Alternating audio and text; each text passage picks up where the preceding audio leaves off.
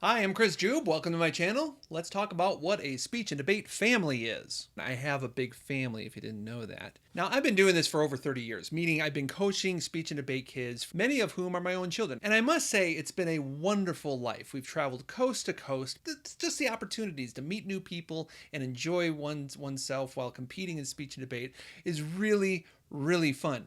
But I like to say that we are a family of speakers and debaters. If you want to get a piece of the action, so I'm going to go over the 5 principles of what I call a speech and debate family. You may find yourself very familiar with this or just a step away to being a speech and debate family. And hey, if you like what you see so far or what you're hearing, go ahead and subscribe to the channel below. It helps a lot in the algorithm to kind of spread the love around and get people involved in speech and debate. Do us all a favor, subscribe below, as well as like the video. Principle number 1, parents are involved.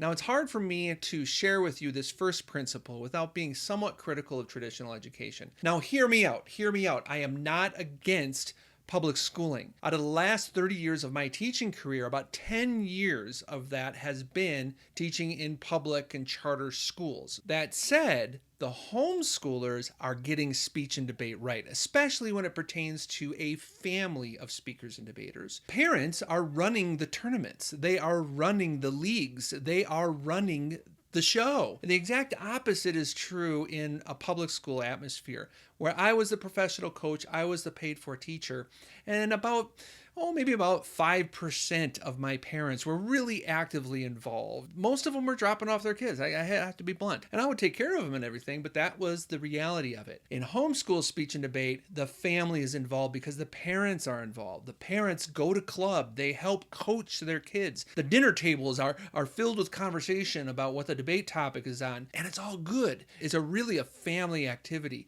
So that's the first principle of a speech and debate family, is that mom or dad, maybe both, are involved with the development of the speech and debate activity in their school, whether that's a public school, but it really fits nicely hand in glove with the homeschool. Did I offend you?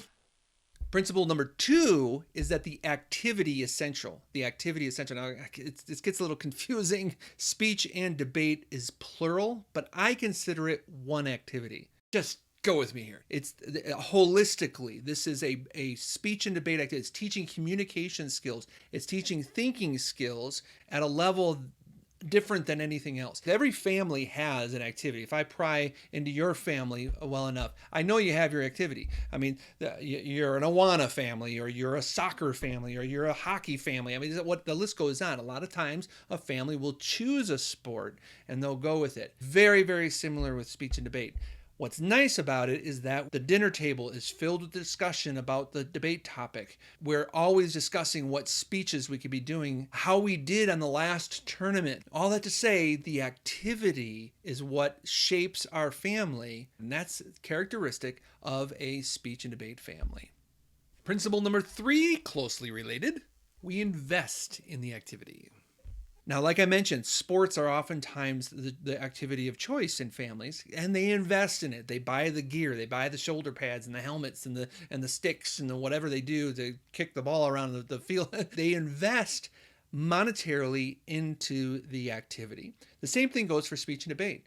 We buy suits, we invest in debate briefs, we invest in printing supplies, and we invest our time also. We're not, like I said earlier, we're not just dropping our kids off at the activity. We are participating in the tournaments and having a good time at it at that too. Speech and debate is the most rewarding activity I think a family can get involved in. So if you're ambitious to become a speech and debate family, this activity is for you, and you will find it a joy to invest in the activity of speech and debate.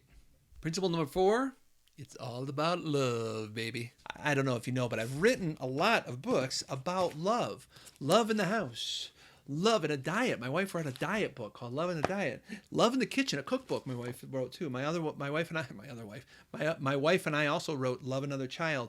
The point is that it's all about love. Now, here's how it relates to speech and debate. Families oftentimes fight with each other, and that's unfortunate, honestly. And I'm not going to say that my family has not had its issues with fighting among siblings, parents with children, teenagers. They get older, they get opinionated. It is a fallacy, though, to think that teaching kids speech and debate, really how to think and how to argue, it's nicer than you think. Children who learn the activity of thinking and argumentation and debate actually become better thinkers, and they end up becoming really fun to be around. Parents will start enjoying conversations with their children. Children will start enjoying conversations with one another. So that said, speech and debate helps families love one another better. It's really a beautiful thing. And I gotta say, some of the best memories, actually the best memories, has been related to speech and debate. I say that without reservation. The fifth principle of a speech and debate family is what I call an eternal perspective. You have an eternal perspective on what we're doing here. We're not doing a sport teaching kids how to kick a ball around the field. No offense to people who kick balls around the field, but it's just kicking balls around the field.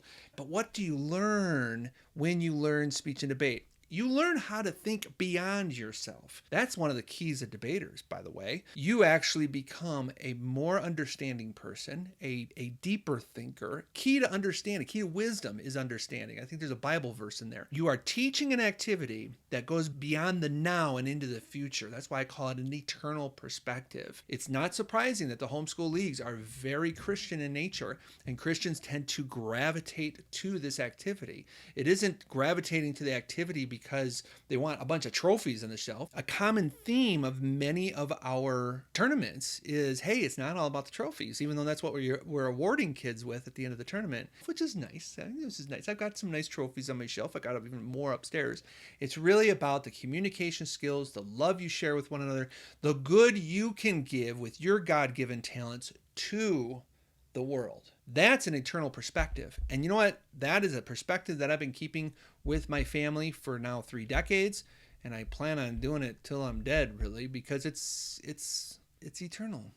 So those are the 5 principles of a speech and debate family. And I hope it blessed you in either understanding of who you are or what you are intrigued to become. I invite you to become part of the speech and debate family, first and foremost by subscribing to this channel. You will want to keep abreast of the new videos that we have coming out, or that I have coming out. Till next time, I'm Chris Jube. Thank you for joining me.